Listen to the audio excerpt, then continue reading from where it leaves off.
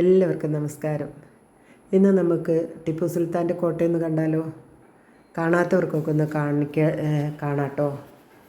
ഞാൻ ആദ്യമായിട്ടാണ് ടിപ്പു സുൽത്താൻ്റെ കോട്ടയിൽ പോണേ. ഇതാ ഗേറ്റ് കിടന്ന് നമ്മൾ കോട്ടയിലേക്ക് ഇറങ്ങുകയാണ്.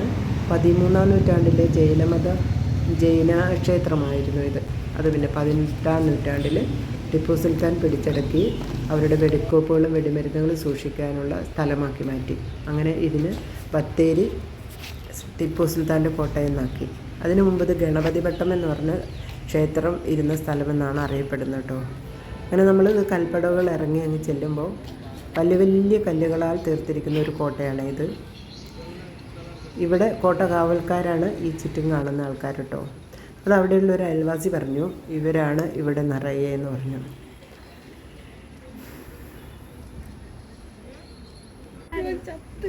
ചുറ്റും നോക്കി നടന്നു കഴിഞ്ഞിട്ടുണ്ടെങ്കിൽ ഓരോ തൂണിലും ഓരോരോ ശില്പങ്ങൾ കാണാം കേട്ടോ. ശില്പികളുടെ കരവിരുത്. ഒരാട്ടുകല്ല് പണ്ട് അമ്പലം ക്ഷേത്രത്തിൻ്റെ സമയത്തുണ്ടായിരുന്ന ആട്ടുകല്ലൊക്കെ ഇപ്പോഴും അവിടെയുണ്ട്.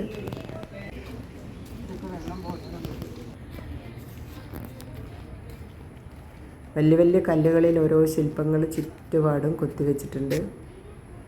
എന്തൊക്കെ ശില്പമാണെന്ന് എനിക്കറിയില്ല കേട്ടോ.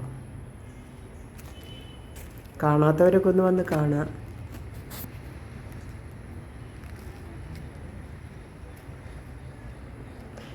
ഇവിടെ ഒരു തുരങ്കമുണ്ട്. അത് മൈസൂറാണ് അതിൻ്റെ ഉത്ഭവമെന്നും പറയപ്പെടുന്നു. ടിപ്പു സുൽത്താൻ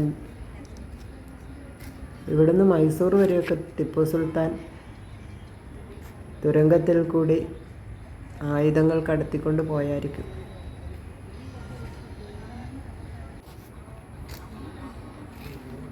എന്താല്ലേ,